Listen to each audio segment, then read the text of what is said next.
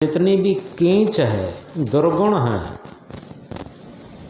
कुसंस्कार हैं, इनको खत्म करने के लिए ही सत्संग के बीच में बैठा जाता और सत्संग किया जाता, सद्ग्रंथ अध्ययन किया जाता, सद साधना की जाती, सत्पुरुषों का संग किया जाता।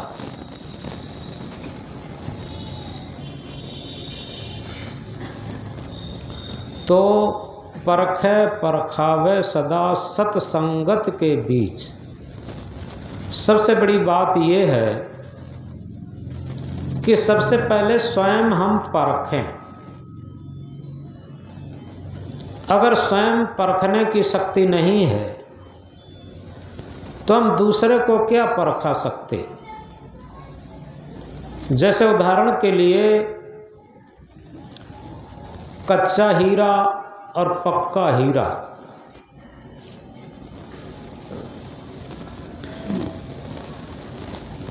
अगर हम परखना जानते हैं तो दूसरों को भी बता सकते,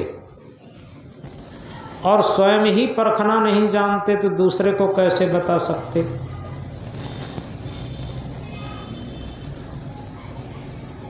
इसी तरीके से जो सबसे बड़ी परखने की चीज़ है वो एक उदाहरण से समझेंगे। एक संत हुए हैं शरणानंद। अगर उनके जीवन की कहानी को समझेंगे तो निश्चित है कि उनके पैदा होते ही उनकी माँ खत्म हो गई थी। उनके पिता ने परिवार की सहायता से जैसे तैसे उनका पालन किया, और जैसे ही कुछ बड़े हुए बालकपन में, वैसे ही उनकी आंखें खत्म हो गईं, अंधे हो गए। इसके अभाव में वो ज़्यादा पढ़ भी नहीं पाए। थोड़ा बहुत पढ़े होंगे और इसके बाद उनके पिता भी खत्म हो गए।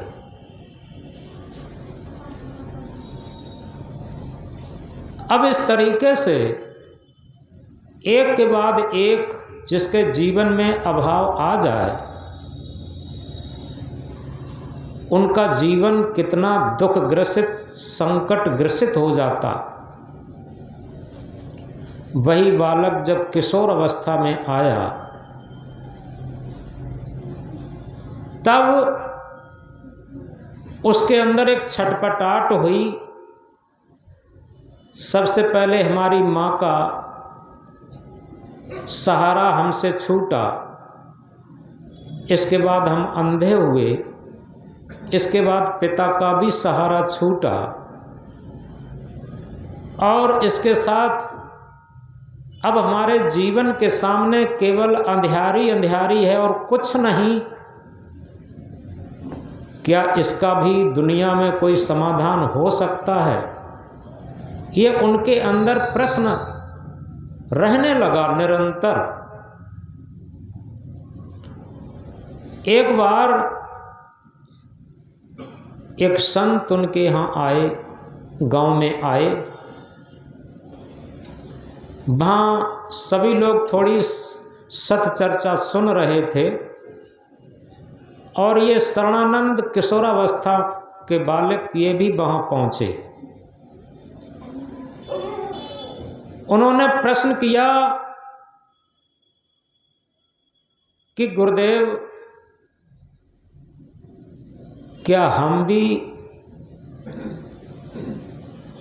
इन दुखों से छुटकारा पा सकते हैं? कोई ऐसा भी मार्ग है जो जहां पर सारे दुखों का अंत होता हो?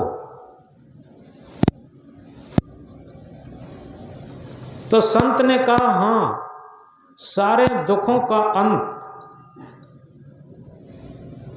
सारे दुखों का अंत केवल संतों के सत्संग में होता है, ये कहा। अब वह किशोरावस्था का बालक विचार करने लगा कि संतों के संग में सारे दुखों का अंत होता है, तो ऐसे संत भी तो मिलें जो सारे दुखों का अंत कर सकें, जो स्वयं सारे दुखों से मुक्त हों, जो स्वयं एक प्रज्वलित दीपक के भांति हों।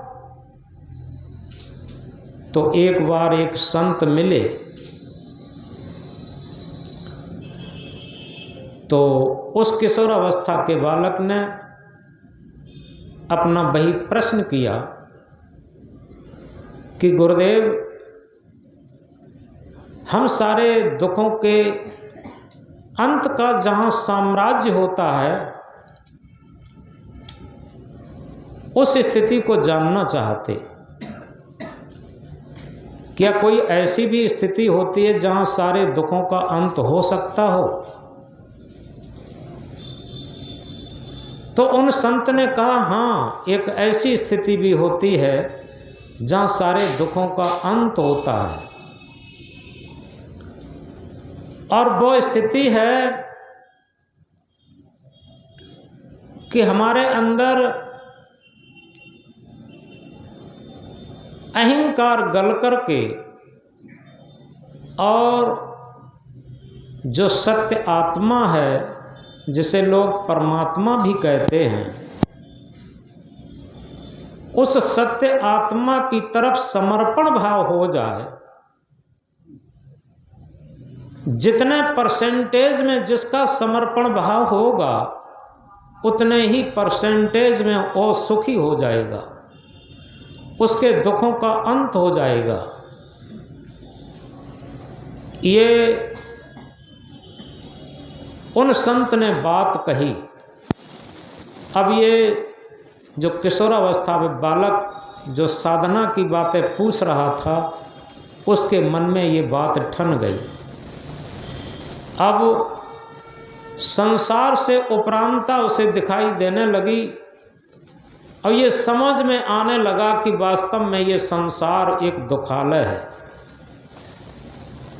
शरीर भी एक दुखालय है, संसार भी एक दुखालय है, और इस दुख से निवृत्ति का साधन केवल एक ही है कि हमारे मन की रुझान, मन की लगाव सत्य आत्मा की तरफ हो जाए, सत्य की तरफ हो जाए, असत्य से हटकर के सत्य की तरफ हो जाए।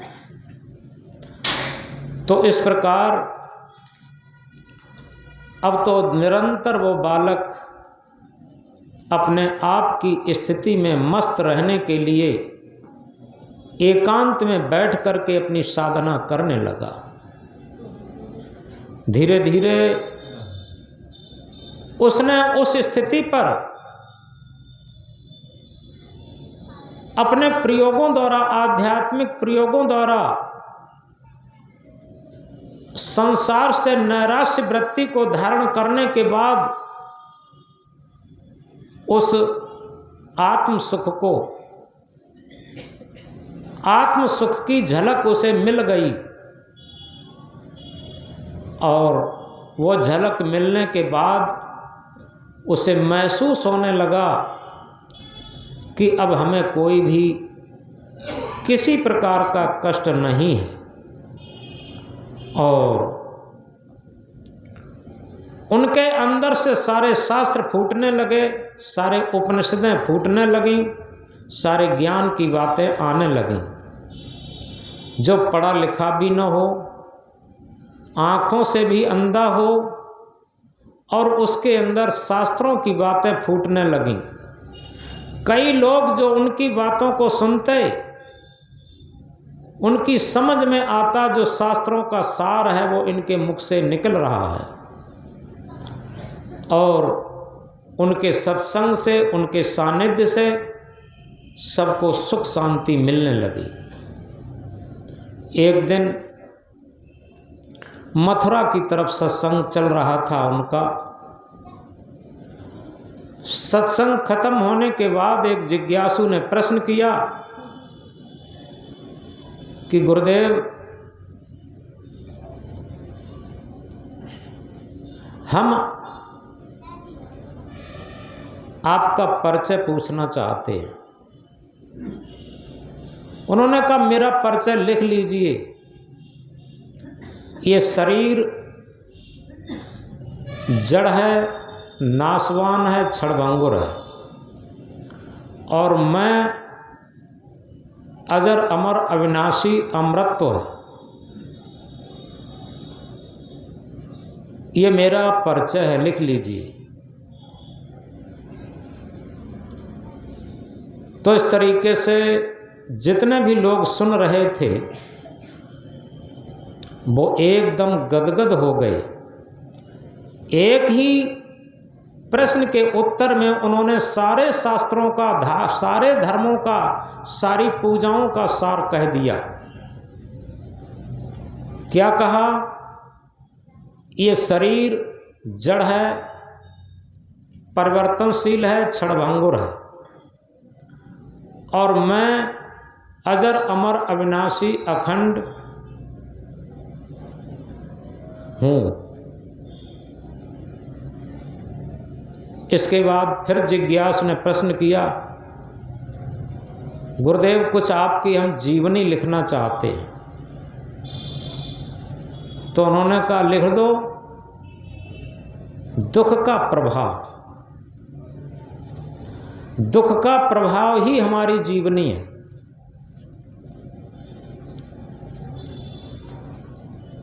इस उत्तर से सभी लोग हतप्रभ रह गए कि वास्तव में जितने भी महापुरुष हुए हैं उनके जीवन में जब दुख का प्रभाव आया और तभी वो सांसारिक वासनाओं से हटकर के और सत्य आत्म परमात्मा और अमृत की तरफ उनकी जिज्ञासा जग गई और आध्यात्म मार्ग की तरफ वो चलने लगे। तो इसलिए उन्होंने एक ही बात में कह दिया कि मेरी जीवनी है दुख का प्रभाव।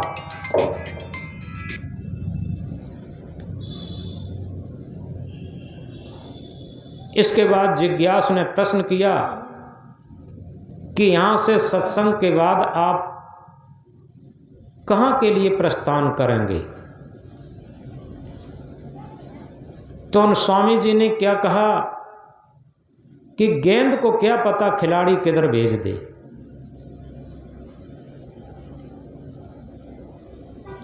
अब ये तीनों बातें किसकी हैं? ये हैं समर्पण भाव की, ये हैं परखने की कला की। जो हमने कहा था, परखे परखावे सदा सत्संगत के बीच।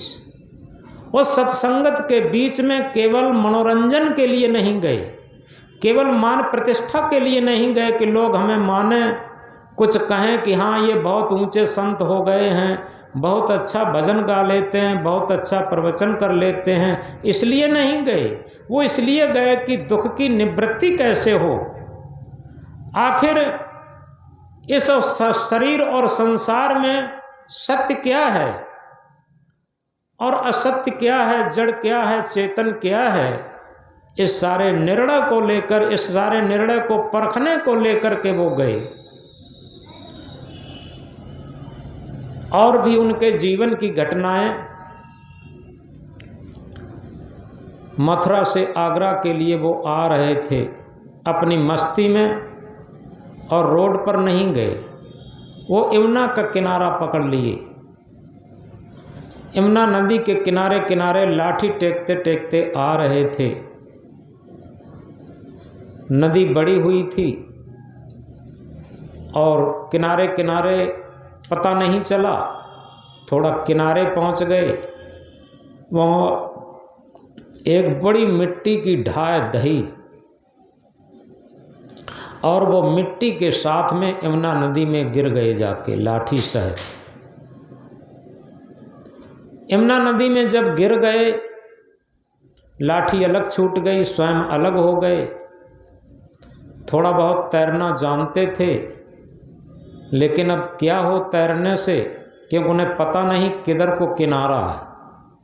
आंखें होती हैं, उन्हें पता होता है इधर को किनारा है, इधर के लिए तैरें।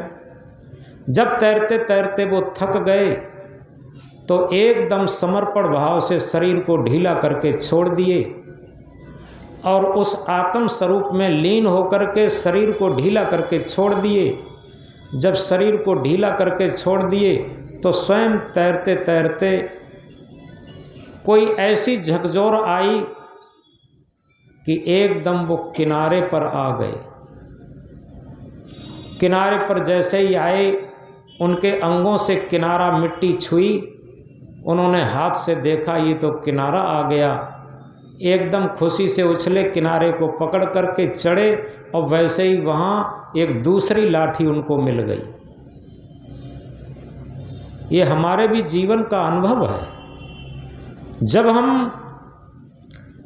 जहाँ पर हमारा धन काम ना करे, जहाँ पर परिवार वाले काम ना करें, जहाँ पर मित्र बांधव काम ना करें, वहाँ पर अगर हमारे अंदर एक समर्पण भाव है तो निश्चित है वहाँ पर एक अदृश्य शक्ति, जिसे आत्म शक्ति कहते हैं, इधर प्रकृति की शक्ति भी कहते हैं, ये मदद करती और अदृश्य रूप में मदद करती।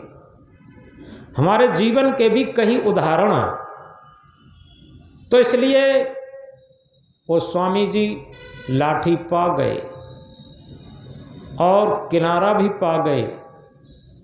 अब उनकी श्रद्धा और भी बढ़ गई, समर्पण और भी बढ़ गया, क्योंकि अभी नदी में जो तैर रहे थे कोई पता नहीं था किनारा कहाँ है, और जैसे ही समर्पित भाव से एकदम शरीर ढीला करके और अपने आत्म स्वरूप में लीन हुए, वैसे ही एक ही झकोरा ने उन्हें किनारे पर लाके खड़ा कर दिया।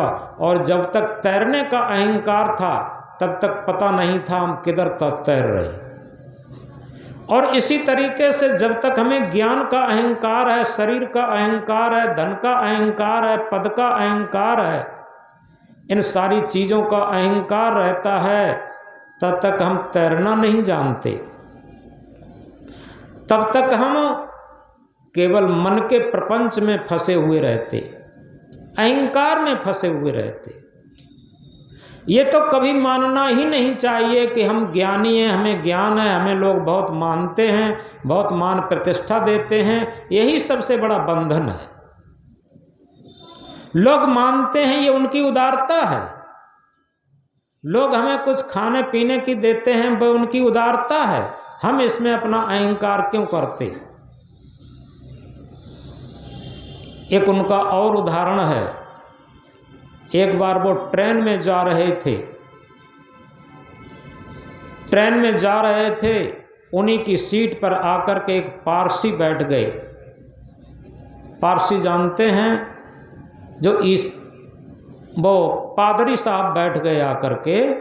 पादरी जानते हैं, जो ईसाइयों के पादरी होते हैं उन्हें पंडित कहते हैं। इधर पंडित कहते हैं, उधर पादरी कहते हैं।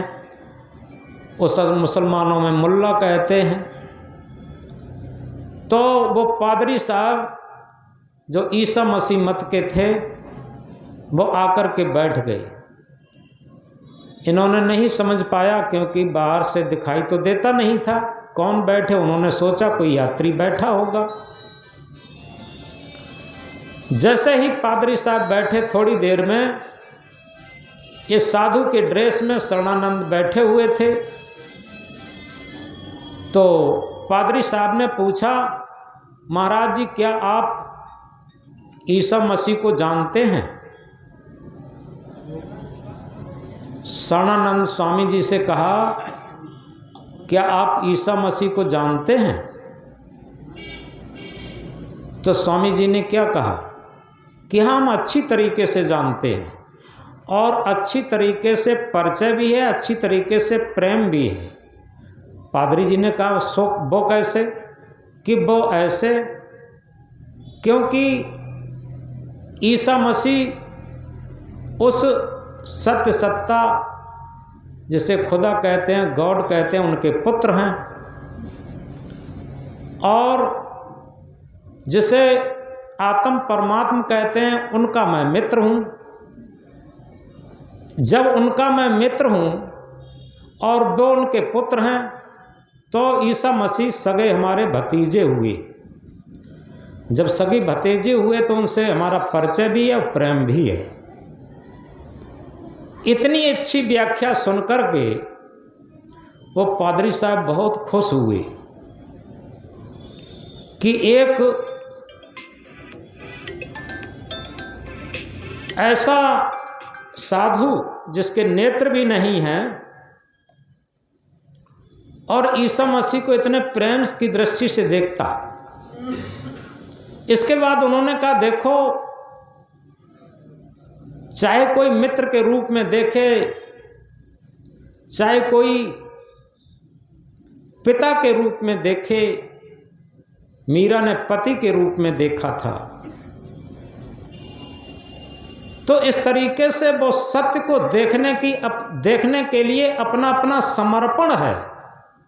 हम किस रूप में उसके प्रति समर्पण कर पाते हैं, यह हमारी योग्यता के ऊपर बात है, यह हमारी श्रद्धा के ऊपर बात है। जब ये बात कही तो पादरी बहुत खुश हुआ।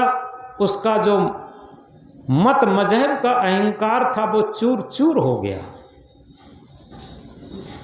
यथार्थ में ये मत मजहब ही तो हमें अहंकार में डालते हैं। सच्चा धर्म कभी भी अहंकार में नहीं डालता। अमुक इस तरीके से पूजा करता है, अमुक इस तरीके से पूजा करता है, लेकिन सच बात यह है, कोई हमारी तरीके से पूजा नहीं करता तो इसमें कोई परेशानी नहीं है। हो सकता है कि हमसे ज़्यादा वो आचरणवान हो, हमसे ज़्यादा विवेकवान हो, हमसे ज़्यादा साधनावान हो, तो हमें क्यों ईर्षा होनी चाहिए। ईर्षा तो उसी तरीके से होती है जैसे दिया सलाई को देखा है। दिया सलाई की तीली पहले स्वयं जलती है तब दूसरे को जलाती है। अगर तीली स्वयं न जले तो दूसरे को नहीं जला पाएगी। इसी तरीके से जो स्वयं ईर्षा की आग में धधकता है वही दूसरे को ईर्षा की दृष्टि से देखता है। और जिसके अंदर सच्चा प्रेम है वो ईर्षा नहीं करता। सच्चे प्रेम में ईर्षा नहीं होती, सच्चे प्रेम में समर्पण होता। और सच्चा प्रेम कब जगता है? कबीर साहब ने जिसे कहा, हृदय के तराजू पर तौल कर, यह तो घर है प्रेम का, खाला का घर ना आए, शीश उतारे भोय धरे तब बैठे घर में। कौन सा घर प्रेम का है? ये भक्ति का घर, ये सत्य का घर, शांति का घर, मुक्ति का घर, कल्याण का घर, ये प्रेम का घर है। ये आत्म परमात्मा का घर, ये प्रेम का घर है। ये तो घर है प्रेम का, खाला का घर ना है। खाला कहते हैं मौसी को। मौसी यानी माँ जैसी दूसरी महिला, वो बिल्कुल माँ जैसी है, माँ की बहन है। मौसी के यहाँ बच्चे का और लाड़ दुलार प्रेम होता, मौसी के यहाँ बच्चा और बिगड़ता। इसलिए सदगुरु कहते हैं मौसी का घर ना है, शीश उतारे भोय धरे तब बैठे घर में। क्योंकि मौसी हो ही नहीं सकती। आध्यात्म मार्ग और सांसारिक मार्ग में बहुत उल्टा फर्क है। जमीन और आसमान का, प्रकाश और अंधकार का, अग्नि और पानी का। जैसे आगे का विरोधी पानी है, ऐसे ही भौतिक मार्ग और आध्यात्म मार्ग में फर्क है। ये मौसी का घर नहीं हो सकता। सांसारिक मार्ग में अहंकार चलता, लेकिन आध्यात्म मार्ग में क्या है? शीश उतारे भोय धरे तब बैठे घर में। अहंकार को उतार करके और जमीन में पटक दे तब इस घर में प्रवेश कर सकता। किस घर में? प्रेम के घर में।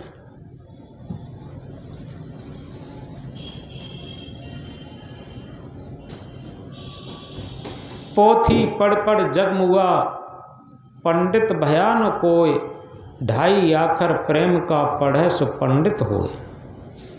पोथी पढ़ पढ़ जगमुआ, कबीर साहब की एक एक बात सारे शास्त्रों का सार है। हम सारे पोथियों को पढ़ डालें, लेकिन जो वास्तविक पांडित्य है वो हमारे अंदर नहीं आ सकता, क्योंकि ज्ञान संयुक्त आचरण हो वो महापंडित कहलाता है। ज्ञान के अनुसार ही जिसका आचरण है उसी के अंदर पांडित्य, उसी के अंदर प्रेम, उसी के अंदर आध्यात्म प्रकट हो सकता, प्रस्फुटित हो सकता। तो इसलिए कबीर साहब कहते हैं पोथी पढ़ पढ़ जगमुआ, पोथी पढ़ पढ़ करके रट रट करके और कह के करके संसार मर गया। कोई भी आध्यात्मिक जिज्ञास न बन पाया, कोई भी पांडित्य को धारण न कर सका। ढाई आखर प्रेम का पढ़े सो पंडित होए। जिसने प्रेम को पढ़ लिया, प्रेम को धारण कर लिया और प्रेम की प्रति समर्पण हो गया, वो वास्तव में सच्चा पंडित हो सकता, सच्चा विद्वान हो सकता, सच्चा ज्ञानी हो सकता, सच्चा साधक, सच्चा भक्त हो सकता। तो इसलिए वाणी तो अनमोल है, जो कोई बोले जान, हिये तराजू तौल के तब मुख बाहर आन। यथार्थ में वाणी तो अनमोल है, जो कोई बोले जान। वाणी तो अनमोल होती है, जो कोई बोलना जानता है वो क्या हृदय के तराजू पर तौल कर बोले। इस वाणी से केवल ये नहीं है कि हम रोज की आदतों में जैसे बोलते हैं उसकी बात हो। वाणी का अर्थ ये है, जैसे हम पोथियों की ही वाणी बोलते हैं तो उसमें भी पक्षपात रहता। हमारे वेद क्या कहते, हमारे उपनिषद क्या कहते, हमारी गीता रामायण भागवत, हमारी कुरान, हमारी बाइबल क्या कहती। ये कहना केवल पोथी पढ़ना है। हम अपने हृदय के ज्ञान से, हृदय के तराजू पर आत्मा के ज्ञान को तौल करके तब बाहर निकालें। ये सच्चा ज्ञान होगा, सच्चा प्रेम होगा। हृदय तराजू तौल के तब मुख बाहर आन। हृदय के तराजू पर तौलें। जिन बातों को हम कह रहे हैं वो शास्त्र सम्मत तो हैं, लेकिन क्या हमारे आचरण सम्मत भी हैं? क्या उन पर हम आचरण भी करते हैं? उनके अनुसार कुछ जीवन भी व्यतीत करते हैं कि नहीं करते? ये अपने हृदय के तराजू पर तौलें। तो इस तरीके से जब हमारे हृदय पर तुला हुआ हमारा व्यवहार काल हो जाएगा तो निश्चित है कि हमारे अंदर जब आत्मा का सच्चा प्रेम हमारे व्यवहार काल में उतरने लगेगा, हमारे व्यवहार काल में टपकने लगेगा, तो आत्मा का ज्ञान हमारे अंदर प्रस्फुटित होने लगेगा। इसीलिए सदगुरु कबीर देव ने कहा, आत्म ज्ञान बिना नर भटके, कोई मथुरा कोई काशी। कबीर साहब ने ये कहीं भी नहीं कहा कि बीज ज्ञान बिना नर भटके, कोई मथुरा कोई काशी। क्योंकि जो सभी शास्त्र ज्ञानियों को, सभी मत मजहब आलम्बियों को फटकार सकते हैं, वो स्वयं मत मजहब के पक्षधर कैसे हो सकते? स्वयं पोथी वालों को फटकार सकते हैं तो वो स्वयं किसी पोथी के पक्ष में कैसे हो सकते? वो क्या कहते? आत्म ज्ञान बिना नर भटके, कोई मथुरा कोई काशी। क्या कभी विचार करके देखा कि हमारे अंदर ज्ञान का भंडार है, हमारे अंदर ज्ञान का असीम भंडार है जो किसी भी पोथी में लिखा नहीं जा सकता। जो बात हम कहा करते हैं, आज भी किसी ने एक साखी कही थी, शायद मास्टर साहब ने कही थी, सब धरती कागज करूं लेखन सब बन राय, सात समुंदर मस करूं गुरगुन लिखा न जाए। सब धरती कागज करूं, पूरी धरती का कागज बना लिया जाए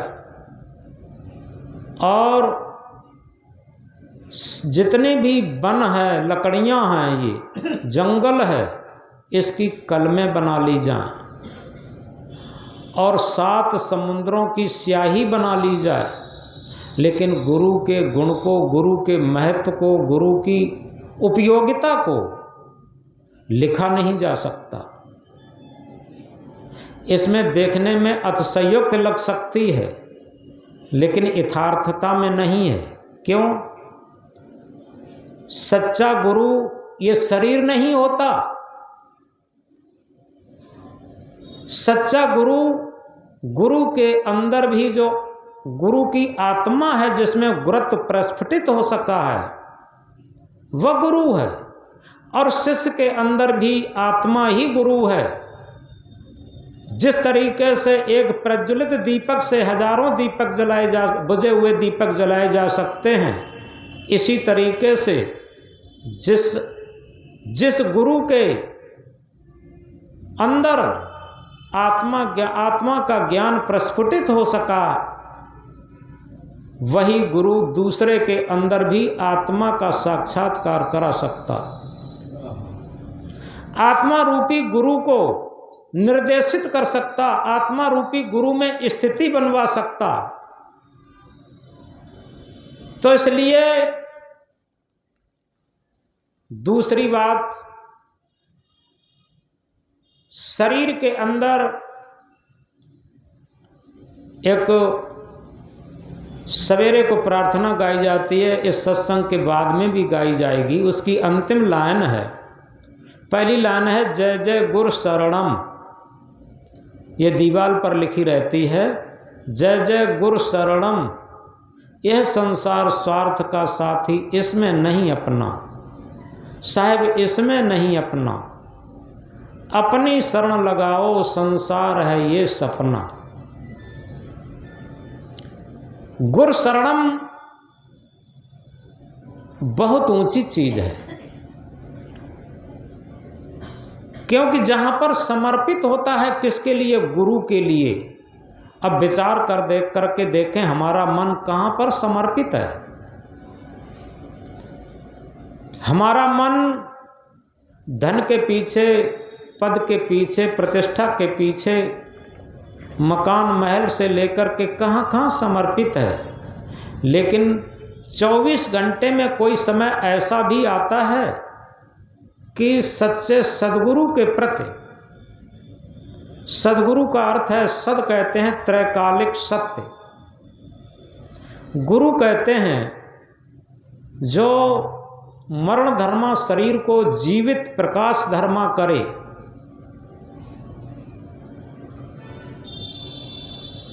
यानी आत्मा ही एक ऐसा गुरु है जो इस शरीर को प्रकाशित कर सकता, संचालित कर सकता, जीवित कर सकता। इस आत्मा के अलावा दुनिया में कोई विकल्प नहीं है, क्योंकि इसकी अंतिम लाइन है इसी प्रार्थना की, अजर अमर अविनाशी उपमा रहत प्रकाशी, परम शांति पद पायो पारख प्रकाशी।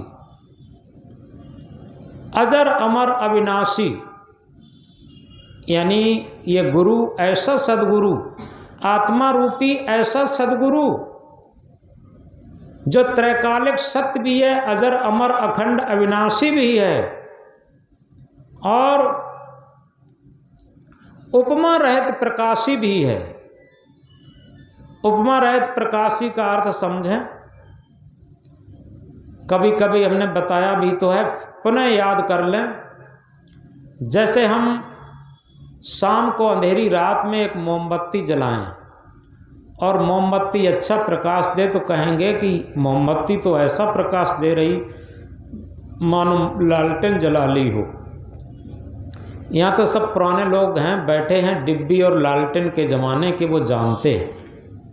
आज के बच्चे लालटेन नहीं जानते, डिब्बी नहीं, दीपक नहीं जानते।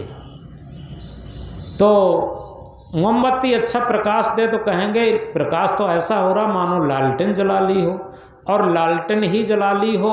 और अच्छा प्रकाश दे तो कहेंगे ये तो ऐसा लगती है मानो कि बल्ब जला लिया हो, और बल्ब अच्छा प्रकाश दे तो कहेंगे ये बल्ब तो ऐसे जल रहा मानो 1000 वाट का बल्ब जला लिया हो, और 1000 वाट का बल्ब जला लिया हो तो कहेंगे ये 1000 वाट का बल्ब तो ऐसा प्रकाश दे रहा मानो चंद्रमा निकल आया हो।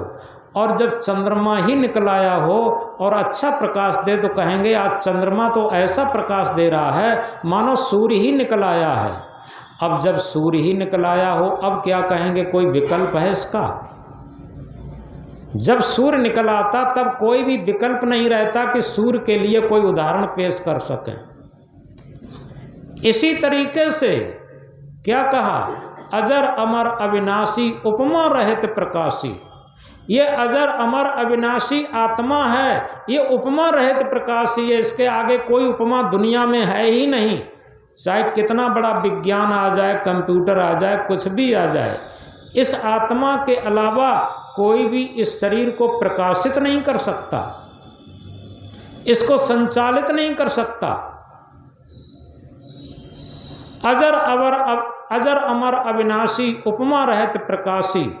अगर इस उपमा रहित प्रकाशी सदगुरु को हमने जान लिया, पहचान लिया, उसमें स्थिति बना ली तो क्या होगा, परम शांति पद पायो, परम शांति पद पायो पारख प्रकाशी।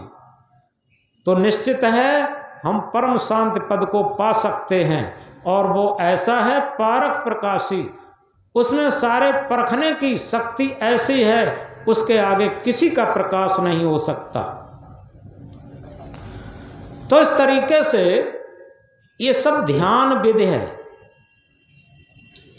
जो हम बता रहे हैं, ये थ्योरिकल में सब, और ये ध्यान विधि में सब अपने अंदर ही सब दिखाई देती, उसमें स्थिति समझ में आती।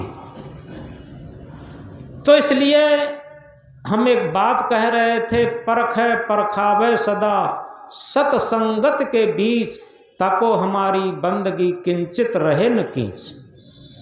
अगर वास्तव में हम सत्संग के बीच में समर्पित भाव से रहेंगे, समर्पित भाव से रहना एक अलग इस तरीके से चीज़ है। हमें दुनिया में, समाज में, परिवार में कुछ अच्छा न लगे, हमें ये लगन लगे, क्योंकि हमारे जीवन की घटनाएं मुझे याद हैं, प्रभावित करती हैं। तब से लेकर आज तक हमारा एक्स्ट्रा टाइम कहीं नहीं गया, संतों के बीच में ही हमें अच्छा लगा। आप इस बात को गहराई से समझें। हमें लगता है कि भले ही एक टाइम हमें रोटी मिले, लेकिन संतों का साथ न छूटे। लोग प्रतिष्ठा की तरफ, धन दौलत की तरफ, मकान महल की तरफ चलते हैं। दो चीज़ें हमें याद रहीं, इस शरीर के तल पर कुछ परमार्थ बना रहे, और आत्मा के तल पर हमें संतों का साथ मिला रहे। ये हमारे जीवन की सफलता है। और इसके लिए सबसे बड़ी बात यह है, जिसने पाई सहज जीवन की झलक, उसकी मिट गई सकल संसार पाने की ललक। जिसने सहज जीवन की झलक को पा लिया, सहज जीवन क्या है, जिसमें बनावट, मिलावट और दिखावट नहीं होती। जिस जीवन में बनावट, मिलावट, दिखावट होती है, वो समाज की प्रतिष्ठा के आगे बिक जाता। जहाँ उसे मान सम्मान मिलता है तो वो अपने पद से हटकर के उस तरफ चला जाता। ये निश्चित है। धन दौलत मिलता है तो उस तरफ चला जाता, मन की गुलामी मिलती है तो उस तरफ चला जाता। लेकिन जो सच्चा साधक होगा, सच्चा भक्त होगा, सच्चे संतों के सानिध्य में रह करके अपने को निखारने का प्रयास करेगा, और किंचित रहे न कींच, अपने अंदर जरा भी कींच रखने की कोशिश नहीं रखेगा। वो सोचेगा धीरे धीरे हमारा मन निर्मल हो जाए। मन निर्मल होए जाई रे संतन के संग में, मन निर्मल होए जाई रे संतन के संग में, होए जाई रे संतन के संग में। कितनी सुंदर लाइन। यानी संतों के सानिध्य में आने से ही मन निर्मल हो जाता। इसीलिए सदगुरु ने क्या कहा, संत बड़े परमार्थी, शीतल उनके अंग, तपन बुझावें आपनी, तपन बुझावें और की दे दे अपनो रंग। यथार्थ में तपन क्या है? रजोगुण, तमोगुण, सतोगुण। ये रज सत तम, इन तापों में, इन तीन तापों में पूरा संसार जल रहा है। और इसीलिए कहा, आग लगी आकाश में, झरझर गिरे अंगार, जो ना होते संत जल, जल मरतो संसार। अब ये अतिशयोक्त मालूम पड़ती है, अतिशयोक्त नहीं है। आकाश में आग लगी है। आकाश कौन है? ये खोपड़ी, ये शरीर का आकाश क्षेत्र है। इस पूरे संसार में सबकी खोपड़ी रूपी आकाश में आग लगी है। काम की, क्रोध की, लोभ की, मोह की, अहंकार की, ये पांचों आग इस खोपड़ी रूपी आकाश में लगी है। और झरझर गिरे अंगार, अंगार गिर रहे हैं। राग के, द्वेष के, छल के, कपट के, बेईमाने के, धूर्ताई के, ठगाई के, यही तो अंगार गिर रहे हैं। और अगर संत जन न होते, आज दिन तक संत जन किसी भी मत मजहब के हों, जो भी संत जन आए हैं, उन्होंने इस आग को स्वयं में शांत किया है और उनके सानिध्य में जो पहुंचा है उसकी भी आग बुझाने का काम किया। तो इस प्रकार हम कह रहे थे, परखे परखावे सदा सतसंगत के बीच, ताको हमारी बंदगी किंचित रहे न कींच। यथार्थ में अगर हम इस बात को जीवन में ठान लें कि हमें भले ही एक बार भोजन मिले और कपड़ा भी कम पहनने को मिले, लेकिन हम सत्संग का बहुत मूल्य देंगे। ऐसा नहीं कि सत्संग ये हम आप बैठ करके सत्संग अपने घर पर भी कर सकते। घर पर सत्संग क्या है? आत्मा के तल पर व्यवहार करना, ये भी सत्संग है। हम आश्रम पर रह करके और मन की गुलामी का व्यवहार करते हैं तो ये सत्संग नहीं है। और जहाँ भी रह करके हम आत्मा के तल पर व्यवहार कहते हैं, ये सत्य का संग है। याद रखें, क्योंकि सत्य का संग तभी होता है जब हमारे अंदर निस्वार्थ भावना आती है, हम दूसरे को भी ध्यान रखते हैं। रामायण में इसे कहा है, परहित सरिस धर्म नहीं भाई, पर पीड़ा सम नहीं अदमाई। परहित के समान दुनिया में कोई धर्म नहीं और पर पीड़ा के समान दुनिया में कोई अधर्म नहीं। ये परिवार में भी हम प्रैक्टिकल कर सकते हैं, गृहस्थी क्षेत्र में, और व्यक्ति क्षेत्र तो इसी पर आधारित है ही। हमें लगे कि पूरा जीवन एक ट्रस्टी है, हमारा शरीर भी ट्रस्टी है। ट्रस्टी का मतलब बहुत लोगों के सहयोग से मिला हुआ और दूसरों के हित के लिए। हम रोटी खाते हैं, उसमें भी दूसरों का सहयोग है। सड़क पर चलते हैं, उसमें भी दूसरों का सहयोग है। कपड़ा पहनते हैं, उसमें भी दूसरों का सहयोग है। ऑक्सीजन से लेकर के, पानी से लेकर के, शरीर से लेकर के, मिट्टी हवा से लेकर के, ये सब प्रकृति का सहयोग है। हमारा जीवन कितने लोगों के सहयोग से चलता है। ये कोऑपरेटिव सोसाइटी है, सहकारी समिति। हमें भी चाहिए कि अपने जीवन में बहुत सारा परमार्थ परहित करते हुए चलें। ये क्या है? ये प्रेम का सौदा है, ये भक्ति का सौदा है, ये सत्संग का सौदा है। जिसके जीवन में सत्संग का महत्व आ जाता, एक लाइन में हमने कहा था कभी, जो सत्संग में नित आते रहेंगे, विवेक वो स्वयं को विवेकी बनाते रहेंगे। जो सत्संग में सदा आते रहेंगे, विवेकी स्वयं को बनाते रहेंगे।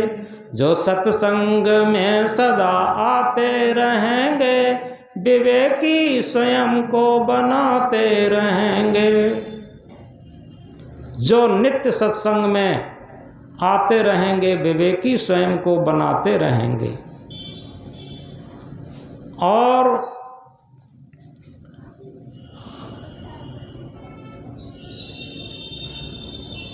यथार्थ में सत्संग को लोगों ने बिजनेस बना लिया। जिस तरीके से कथा, भागवत, यज्ञ ये बिजनेस बन गए, ये बिजनेस नहीं थे पहले, ऐसे ही सत्संग को बिजनेस बना लिया। सत्संग, कथा, भागवत में लोग क्या मानते हैं, किस में भीड़ ज़्यादा आई, किस में चढ़ाना ज़्यादा चढ़ा, दक्षिणा किस में ज़्यादा मिली, इसे महत्व देते हैं। लेकिन एक भी आदमी अगर सुधरा नहीं, किसी ने एक भी अवगुण छोड़ा नहीं, तो उस भीड़ से, उस दक्षिणा से, उस चढ़ाने से क्या मतलब निकला। यथार्थ में महायज्ञ वो है, ज्ञान की अग्नि में दुष्कर्मों की आहुति लगा देना, वो महायज्ञ है। और जिसे लोग कहीं भी परमार्थ का काम होता हो, कहीं पर नल लगाया जा रहा हो, विद्यालय बनाया जा रहा हो या अस्पताल बनाया जा रहा हो, ये बहुत बड़ा यज्ञ है। इससे बड़ा दुनिया में कोई यज्ञ नहीं होता। हम केवल औपचारिकता कर लेते हैं पूजा पाठ के नाम से। चाहे तीर्थ कर लो पाप कट जाएंगे, पूजा कर लो पाप कट जाएंगे, यज्ञ कर लो पाप कट जाएंगे। लेकिन याद रखो, पाप का विरोधी क्या है? पुण्य, परमार्थ। जैसे कहीं आग लगी हो और आग लगी हो तो उसका विरोधी है पानी। उस पानी हम डालेंगे तो आग बुझेगी। ऐसे ही अगर हमने पाप किए हैं तो पाप कर्मों को बंद करके और पुण्य काम, कर्म और परमार्थ के काम करना शुरू कर दें तो हमारे पाप के संस्कार खत्म होंगे। इसी तरीके से हमारे अंदर जो हमारी मन की स्थिति है, अगर हम अकेले में बैठ करके और अपनी मन की स्थिति को परखें तो निश्चित है हमें पता चल जाएगा कि हमारा मन कितना लोलुपी रहा है। 24 घंटे के अपने मन की स्थिति को परखेंगे। जब आंख बंद करके एक जगह पर मन को परखने का काम करें, ये बहुत बड़ा भजन है, बहुत बड़ा ध्यान है, बहुत बड़ा यज्ञ हवन, बहुत बड़ा तीर्थ व्रत, बहुत बड़ी पूजा है कि मन के दृष्टा बनना। जब हम मन के दृष्टा बनेंगे तो पता चलेगा कि मन की स्थिति क्या है। और एक बात बता दें, जैसे ही हम मन का दृष्टा बनेंगे, जैसे कोई उद्यमी लड़का हो और हम ये कहें कि ए बच्चे मैं तुझे देख रहा, वो बच्चा शांत हो जाएगा। ऐसे ही ऐ मन मैं तुझे देख रहा। और जैसे ही मन के दृष्टा बने, मन से अलग रह करके, क्योंकि अभी पता ही नहीं चल पाता। लोग कहते हैं कि, कोई कहता है कि हमारी आत्मा बड़ी चलती है उस चीज़ को खाने के लिए, देखने के लिए आत्मा चलती है। आत्मा किसी की नहीं चलती, केवल मन चलता है। इस बात को याद रखें। और मन तब तक चलता है जब तक वो मन स्वतंत्र है, और जब आत्मा के साथ मन हो जाता, आत्मा रूपी गुरु का शिष्य मन बन जाता, तो निश्चित है आत्मा के निर्देशन के बिना फिर मन नहीं चलेगा। पहले कुछ दिन चलेगा लेकिन बाद में नहीं चलेगा, वो नीरस हो जाएगा। मीरा को याद करिए, एक छत्राणी परिवार की मीरा, और रविदास को गुरु बना करके कभी भी उसके मन में कचोटन पैदा नहीं हुई जीवन भर, और बड़ी शान से अपने गुरु का गान करती रही, गुरु की बड़ाई करती रही, और किसी भी सांसारिक प्रलोभनों में नहीं पड़ी। क्या उसके पास मन नहीं था? सिद्धार्थ 27 वर्ष की जवानी में सुंदर पत्नी यशोधरा छोटा शिशु छोड़ करके गए थे, राजभवन राजगद्दी छोड़ करके गए थे, उनके पास मन नहीं था? बताइए, क्या उनके पास भी तो मन था, लेकिन उनका मन आत्मा से परिपक्व था, आत्मा के अधीनस्थ था। और इसीलिए सदगुरु ने क्या कहा, मन मुरीद संसार है, गुर मुरीद कोई साध, जो माने गुरबचन को ताका मता अगाध। मन का चेला पूरा संसार है। हमने ड्रेस पहन ली है तो ऐसा नहीं है कि हम गुरु के सच्चे भक्त बन गए। ड्रेस पहनना बहुत बड़ी बात नहीं है, लेकिन विचार करें कहीं हम मन के गुलामी में तो नहीं चल रहे। मन मुरीद संसार है, गुर मुरीद कोई साध, और सच्चे गुरु का भक्त कोई बिरला साधक होता। जो माने गुरबचन को ताका मता अगाध, जो आत्मा रूपी गुरु की बात मानेगा वही संत गुरु की बात मानेगा, वही माता पिता की भी बात मानेगा। और जो अपनी आत्मा रूपी गुरु की अवहेलना करके केवल मन की गुलामी पर चलेगा, वो न संत गुरु की बात मानेगा, ना माता पिता की बात मानेगा, किसी की बात नहीं मानेगा।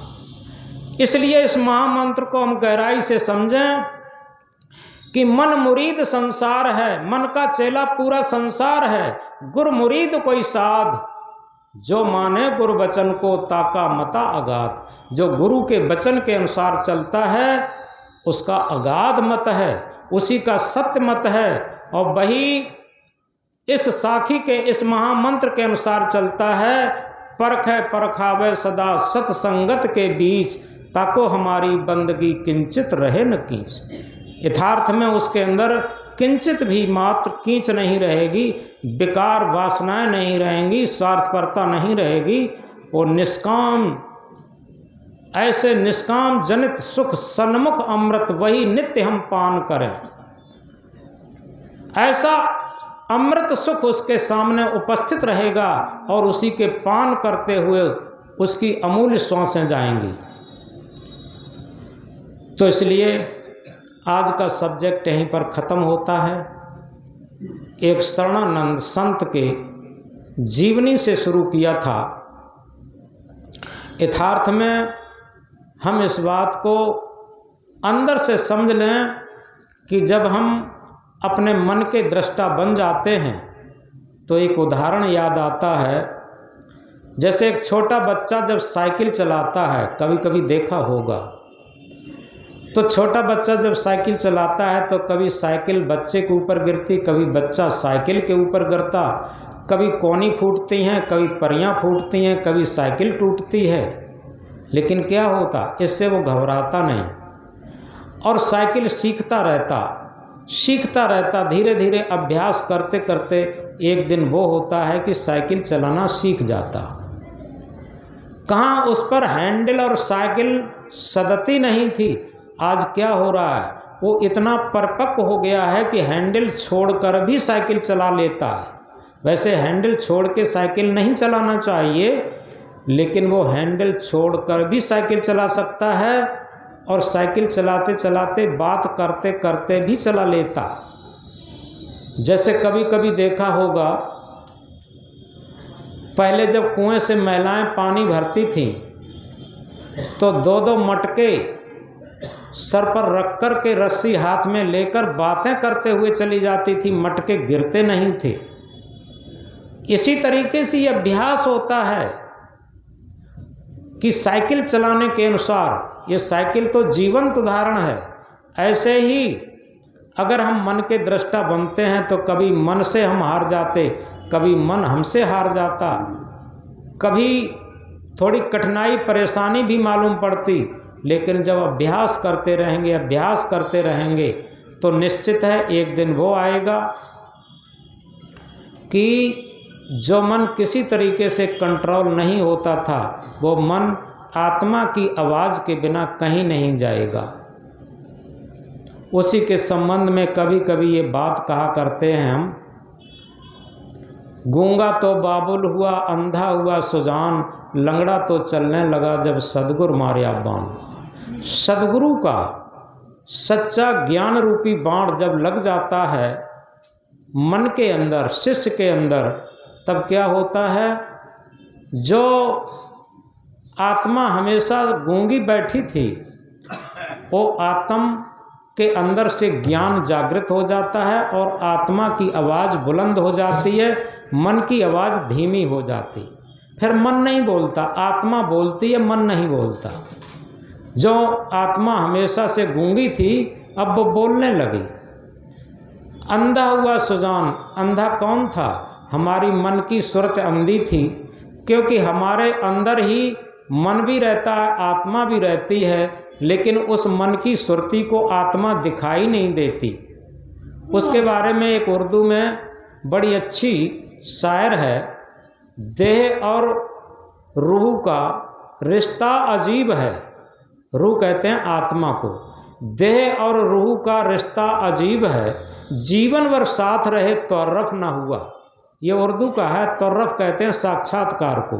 शरीर और जीव का अजीब रिश्ता है, जीवन भर साथ रहते लेकिन साक्षात्कार नहीं होता, जीवन भर साथ रहते। लेकिन यहाँ पर क्या है, जब सदगुरु ने शब्द रूपी बाण मारा तो जो हमारी मन की सुरती अंधी थी उसके अंदर विवेक नेत्र प्रस्फुटित हो गया, थर्ड आई प्रस्फुटित हो गया, तीसरा नेत्र जागृत हो गया। उससे अब अंदर बैठा आत्म परमात्मा दिखाई देने लगा, साक्षात्कार होने लगा। गूंगा तो बाबुल हुआ, अंधा हुआ सुजान, लंगड़ा तो चलने लगा जब सदगुरु मार्या बाण। लंगड़ा क्या था? हम भौतिक मंजिलें तो दौड़ दौड़ करके प्राप्त कर रहे हैं, चंद्रमा तक जा रहे हैं, लेकिन आध्यात्मिक मंजिल की तरफ से, आत्म परमात्मा की मंजिल की तरफ से लंगड़े बैठे हैं। लेकिन जब सदगुरु ने शब्द रूपी बाण मारा तब आध्यात्मिक मंजिल तय होने लगी और जो दुनिया में सबसे ऊंचाई है, सत्य की स्थिति, आत्म परमात्मा की स्थिति, इससे दुनिया में कोई ऊंचाई नहीं है। उस ऊंचाई तक वो आध्यात्मिक मंजिल की तरफ से लंगड़ा मन बैठा था, वो अब चढ़ाई करने लगा, उस स्थिति में पहुंचने लगा। तो इसलिए इस महामंत्र को हम पुनः दोहराते हुए बात को बंद करते। क्या